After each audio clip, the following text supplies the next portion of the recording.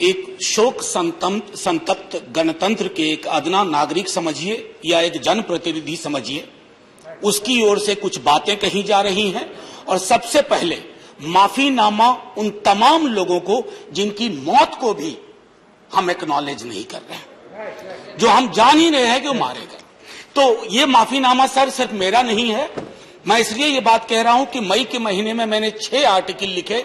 संसद चल नहीं रही थी, कहां अपनी शिकायत ले जाते, किससे कहते। मुझे भाजपा के मित्रों ने, कई साथियों ने कॉल किया, बधाई दी। मैं उनका भी एहतराम करता हूं और कहता हूं कि ये भरोसा इस सदन का है कि हम सबको एक साझा माफीनामा उन लोगों के नाम भेजना चाहिए जिनकी लाशें गंगा में तैर रही थी। किसी ने कह दिया ये, किसी ने कह दिया वो। सर दूसरी चीज, मैंने कल सेक्रेटरी जनरल साहब से ही बात करने की कोशिश की, बाकी जगह भी।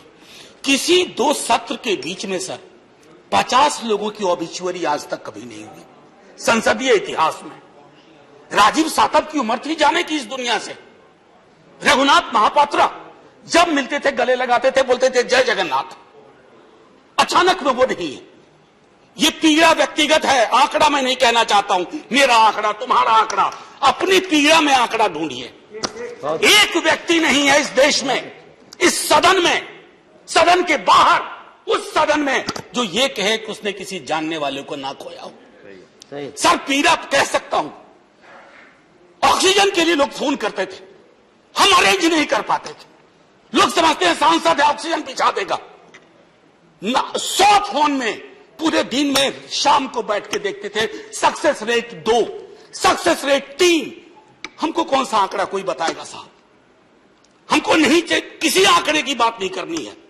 हमें देखना है कि जो लोग गए वो जिंदा दस्तावेज छोड़ के गए हैं हमारे फेलियर का।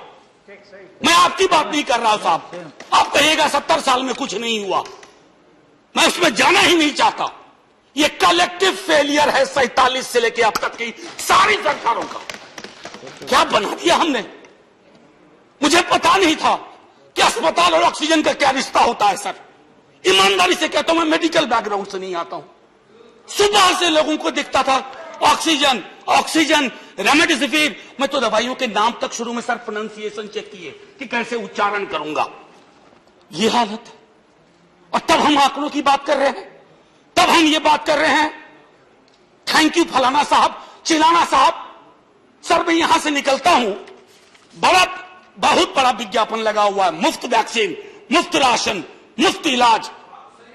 सर एक मिनट, मैंने किसी नहीं, please I don't want my time. मैं किसी दल की ओर से आज नहीं बोल रहा हूं।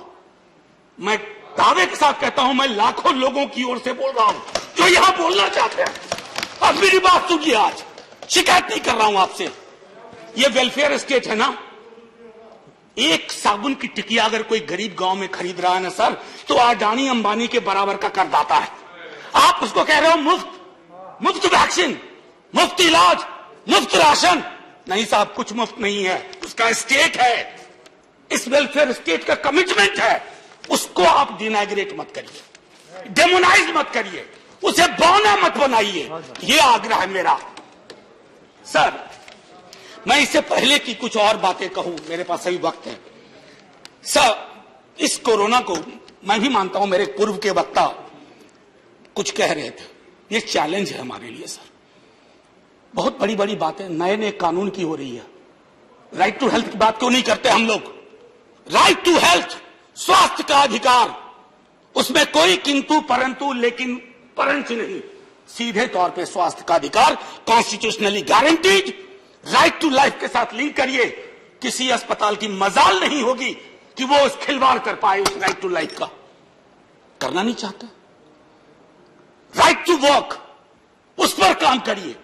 पॉपुलेशन को लेकर के बहुत बातें हो रही हैं साहब। डेमोग्राफी को, डेमोग्राफर्स को छोड़ दीजिए, बड़ा संश्लिष्ट विज्ञान है, लेकिन ये हम कर सकते हैं इस सदन और उस सदन में। Right to life, right to work पर लेजिस्लेशन लाइए ताकि कोई आपदा आए। अभी तो हमारे लीडर ऑफ हाउस नहीं है, नए नए बने हैं। उनसे मैं कहता, जब वो रेल मंत्री थे, हॉस्पिटैलिटी सेक्टर के लोगों को निकाल दिया गया। इसी कोरोना काल में मैंने लगातार आवाज उठाई, कोई सुनने वाला नहीं है सर, कोई नहीं सुन रहा। अगर आप सांसद की नहीं सुन रहे हैं तो जो छोटे अदना संविदा वाले नौकरी से निकाले गए उसकी कौन सुनेगा सर। एक और अद्भुत चीज हुई इसी कोरोना के दौरान, माननीय उपसभापति महोदय, जब हाहाकार मचा हुआ था हॉस्पिटल के लिए, आईसीयू बेड्स के लिए, दवाइयों के लिए, यह हाहाकार जब मचा हुआ था, उस दौर में सर कई चीजें हुई, जिसमें से एक जो महत्वपूर्ण चीज मैं जिसका जिक्र करूंगा, उस हाहाकार में सरकारें, मैं सिर्फ केंद्र को नहीं कह रहा हूं, कई राज्य सरकारें भी नदारत थी। वो 1.5 महीना कैसे बिताया है इस मुल्क ने। हमारे सदन के कोई लोग बड़े मुश्किल से बच के आए, मैं नाम नहीं लूंगा। पूरे देश ने वो वक्त कैसे बिताया है, नाइटमेयर की तरह लगता है सर, डरावना लगता है। एक मेरा स्टूडेंट पढ़ा है, वह 37 साल का, हॉस्पिटल का बेड जब तक मैंने अरेंज किया वो दुनिया छोड़ के जा चुका था। मैं इसलिए बार बार इसको किए, इसलिए ये कह रहा हूं कि इसमें व्यक्तिगत पीड़ा को ढूंढिए, तब हम इसका निदान ढूंढ पाएंगे। मेरी नाव तुम्हारी नाव, मेरा काल तुम्हारा काल, ये तो बहुत कुछ हुआ, इस भौकाल से आपको कुछ हासिल नहीं होगा। सर बस 1 मिनट और लूंगा, जो मैं कहना चाह रहा था। सर एक खत मैंने मृतात्माओं के नाम लिखा था, कुछ कर नहीं पा रहा था, बेबसी में एक खत लिखा, जो लोग इस दुनिया से चले गए। उसमें कुछ मैंने सलाह दी थी सर सरकार से, और ये जो उस बीच में कहा गया कि सरकारें फेल नहीं की, सिस्टम फेल कर गया। अरे साहब, ये सिस्टम कौन क्या है? बचपन से सुनते थे कि सिस्टम के पीछे व्यक्ति होता है, सिस्टम के पीछे एक संरचना होती है। अगर वो सिस्टम फेल किया है, चाहे दिल्ली में या किसी गांव की गलियों में, तो वहां की सरकारें फेल गई। सिस्टम का नाम इसे मत दीजिए, क्योंकि यही वो सिस्टम बनाते हैं। धन्यवाद। और आप बस आखिरी टिप्पणी करने दीजिए। प्रोफेसर धन्यवाद, आपको ज्यादा टाइम दे चुका हूं मैंने। सर बस 10 सेकंड लूंगा। आज जय हिंद बोलने में भी वो खुलूस नहीं आ रहा है जो आम दिनों में हुआ करता है। मैं सिर्फ इतना आपसे आपके माध्यम से कहना चाहता हूं, मैंने एक शिकायत नहीं की सर, किसी से नहीं। किससे शिकायत करेंगे?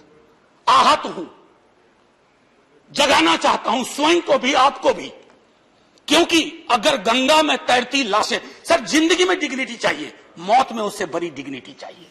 हमने अनडिग्निफाइड डेथ को विटनेस किया है, और अगर हमने इसको दुरुस्त नहीं किया सर, आने वाली सदियां माफ नहीं करेगी। आप बड़े बड़े इश्तहार छपवाओ, अखबारों के 4 पन्ने रंग दो, फलाना थैंक यू सर, इतिहास को थैंक यू कहने का मौका मिलना चाहिए। धन्यवाद। जय हिंद साहब।